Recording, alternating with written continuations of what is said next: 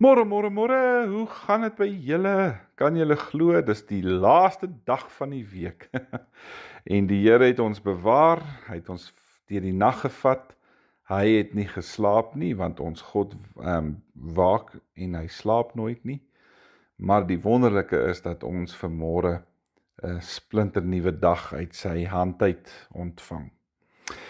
Ja, en as ons klaar gewerk het vanmiddag, hoop ek julle sien uit na 'n lekker naweek saam met julle mense en dan hoop ek julle kry so 'n bietjie 'n blaaskans ook van die wêreld. Ek wil graag vanoggend vir julle lees uit Romeine 15 en ek wil graag vir julle hierdie verse lees in vers 30 tot 33 en dan gaan ek nou vir julle sê wat het my vanoggend weer opgeval hier. Paulus sê ek versoek julle dringend, broers, in die naam van ons Here Jesus Christus, en op grond van die liefde wat van die Gees kom, stry saam met my, deur vir my te bid, dat God my veilig mag hou tussen al die ongelowiges in Judea, en dat my hulp aan Jerusalem aanvaarbaar mag wees vir die gelowiges daar. En as dit die wil van God is, sal ek vol blydskap na julle toe kom, om so 'n tydjie by julle te kom rus. Ja, nou, dis nogal 'n persoonlike versoek wat Paulus hier rig, en hy sê 'n klomp dinge, maar wat my vanmôre weer so bygeval het, was waar hy hier vra vir die gemeente, stry saam met my, deur vir my te bid. En ek hoor toe nou die dag mos weer iemand wat sê, ja, julle sê so maklik, julle sal vir iemand bid, maar julle doen nie. Sjoe, wat 'n aanklag. Dit klink na so 'n goedkoop troos, wanneer mense mekaar sis, sonder dat mense regtig doen wat hulle sê, nê. En my hart skree eina, want ek luister na Charles Spurgeon wat gesê het, dis tog jammer dat hulle wat so gou is om hulle woord te gee, ook maar dikwels so traag is om daai woord te hou.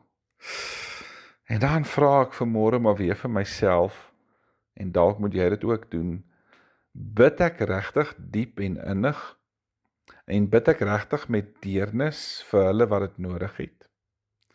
En hou ek by my beloftes van 'n gedurende gebed, of vergeet ek van daai mense nood? Bid ek genoeg vir almal met wie ek elke dag te doen het? En is ek bereid om ook vir hulle te bid van wie ek nie regtig so baie hou nie? En weet julle, dis eintlik 'n groot versoek wat Paulus hier rig, maar dis weer 'n les wat ek en jy moet leer vanmôre. Ons moet eerlik wees as ons vir iemand sê dat ons vir hulle gaan bid, want daai persoon sien dit as 'n belofte van hoop, en is 'n belofte wat jy nie mag breek nie, en wat jy met groot erns moet beheer. Want so 'n belofte bring altyd hoop en verwagting. En weet julle, daar gaan altyd iemand wees wat jou gebede gaan nodig kry. Iemand wat jy voor die troonsaal van God kan gaan neersit, in die wete dat die Here nie sy beloftes aan hulle sal verbreek nie. So die vraag vanmôre waarmee ek wil afsluit vir die week, bid jy regtig vir ander, as jy vir hulle sê jy gaan? Kom ons maak die oë toe, dan bid ons saam. O Here Jesus, maak vir my getrou in my beloftes en in my omgee vir ander, en kom help my ook in my mens wees om te doen wat ek beloof. Ek vra dit in U naam alleen. Amen.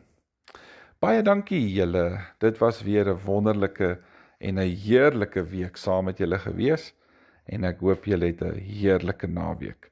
Ons praat volgende week. Totsiens.